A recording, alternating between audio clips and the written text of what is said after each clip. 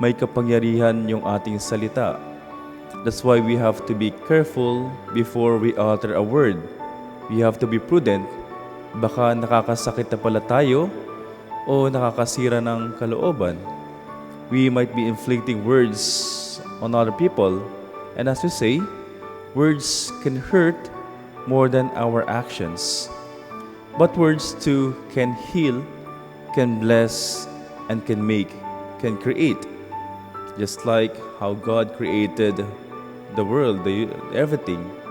When God said, through His words, it can create. Just like in our daily life, we use words. We Filipinos have this palabra de honor. When we say something and we promise something, we have to fulfill it in honor of our words. Or even in marriages, in saying our vows for couples, when they profess their vows, they have to fulfill it with their fidelity.